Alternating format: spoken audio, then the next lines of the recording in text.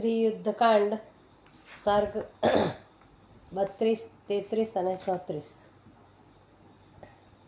રામનું જ આબેહૂબ મસ્તક જોતા સીતાએ માન્યું કે ખરેખર આ મસ્તક રામનું જ છે। તેના દિલમાં ભયંકર દુઃખ થયું। તેને અપર સાસુ કૈકેયી યાદ આવ્યા અને તે વલવલી ઉઠ્યા। હે કૈકેયી, તમે તમારી કંકાસ કરવાની ટેવના પરિણામે રઘુકુળનો નાશ કરાવ્યો। રામે તમારું શું બગાડ્યું હતું કે તમે એમને વનમાં કાઢ્યા? સીતાએ આટલું કહેતા તો તે થરથર ધ્રુજવા લાગ્યા અને જમીન ઉપર ઢળી પડીને મૂર્છા પામ્યા।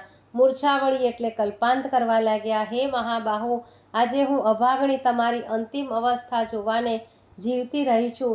સ્ત્રીના પહેલા પતિનું મરણ થાય એ મોટું દુર્ભાગ્ય કહેવાય। મારા કર્મે તે લખાયું હશે, આથી તમે મને મૂકીને ચાલ્યા ગયા। હે સ્વામી, હવે મારું રક્ષણ કોણ કરશે? દુષ્ટ રાક્ષસે તમને મારી નાખ્યા। હું હવે જીવીને શું કરું? મારા સાસુ કૌશલ્યા તમારો સ્વર્ગવાસ થતાં નિરાશ થશે। તમે સદા સાવધ રહેનારા અસાવધ અવસ્થામાં કેમ ઝડપાઈ ગયા? અરે રે, કાળ સર્વનો અધિપતિ છે। મને ત્યજીને તમે આજે ભૂમિને આલિંગન કરવાનું કેમ પસંદ કર્યું? હે સ્વામી, હવે મારું શું થશે? તમે મને કોના આધારે છોડીને ચાલ્યા ગયા? હવે હું પણ તમારી પાછળ જ આવું છું। મારી થોડી વાર વાટ જોજો।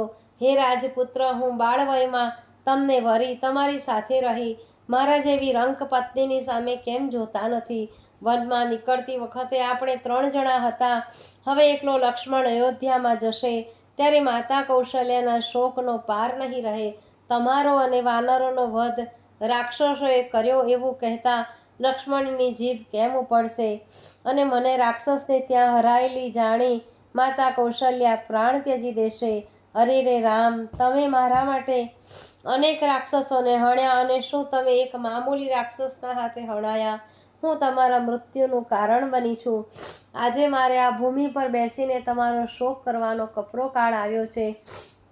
હે સ્વામી, તમારા ભાઈ લક્ષ્મણે તમારા રક્ષણની જવાબદારી લીધી હતી તો પછી તમને એકલા મૂકીને ક્યાં નાસી ગયા? મેં લક્ષ્મણને આવા નહોતા ધાર્યા। હે રાવણ, તે મારા પતિનો વધ કરાવ્યો છે, હવે મારો વધ કર। મારા મસ્તકને મારા સ્વામીના મસ્તક સાથે જમીન પર મૂકી દે।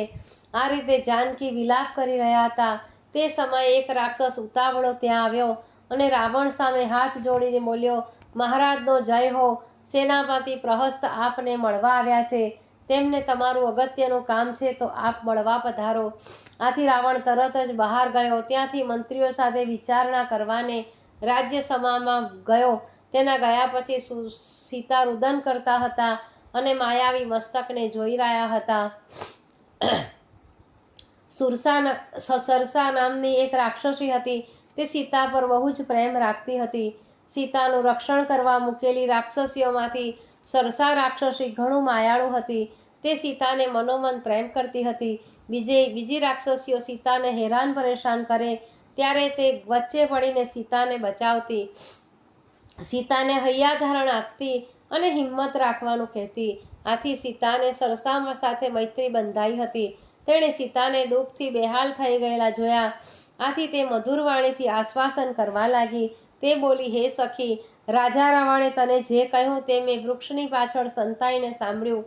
મને રાવણનો ડર લાગતો હતો અને રાવણને અહીંથી હમણાં ઉતાવળે બોલાવીને લઈ ગયા તે પણ જોયું અને તેનું કારણ પણ જાણી લીધું કે હે સીતા, રાવણે કરેલ વાત અસંભવિત છે। રામ કદી અસાવધ થાય નહીં અને રાક્ષસોથી હણાય નહીં।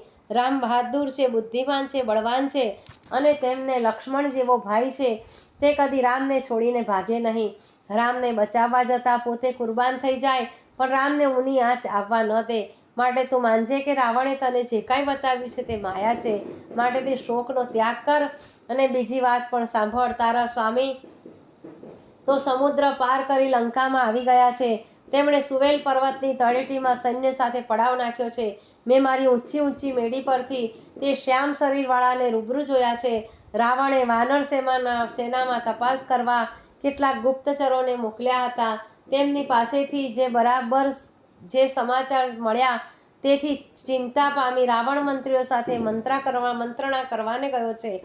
તેવામાં ભેરી અને ડંકાઓનો ભયંકર અવાજ લંકામાં સંભળાવા લાગ્યો. આથી સરસાએ સીતાને કહ્યું, આ ભેરીનો નાદ અને ડંકા લંકામાં યુદ્ધની તૈયારી થઈ રહી છે તે બતાવે છે. અત્યારે રાક્ષસોની સેના તૈયાર થઈ રહી છે અને હજારો રાક્ષસો આયુધો લઈને ફરી રહ્યા છે અને માયાવી મસ્તક બતાવ્યું છે તે રામનો વધ થયો જ નથી. આ ઉપરથી સાબિત થાય છે કે હવે દુષ્ટ રાવણનું મોત નજીક આવી ગયું છે. હવે રાવણના દિવસો પૂરા થઈ ગયા છે અને રામના એક જ બાણે મરવાનો થયો છે. માટે તું ખોટો વિલાપ કરીને હેરાન પરેશાન થઈશ નહીં.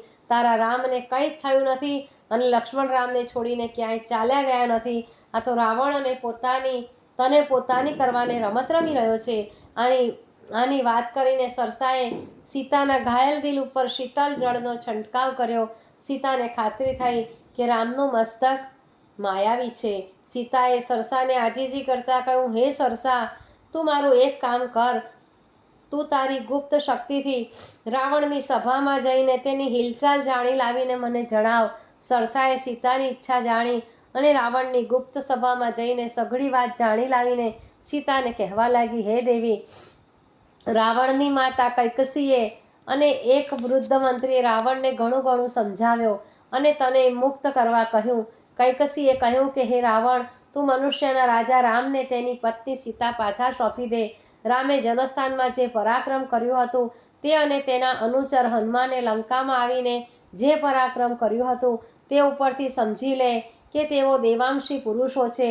હે સીતા, કૈકસીએ બહુ સમજાવવા છતાં રાવણ તને છોડવા હા પાડતો નથી. તેણે નિર્ણય કર્યો છે કે મરતા સુધી તને છોડવી નહીં. આ રાવણ યુદ્ધમાં સર્વ રાક્ષસોને પોતાનો વધ કરાવશે.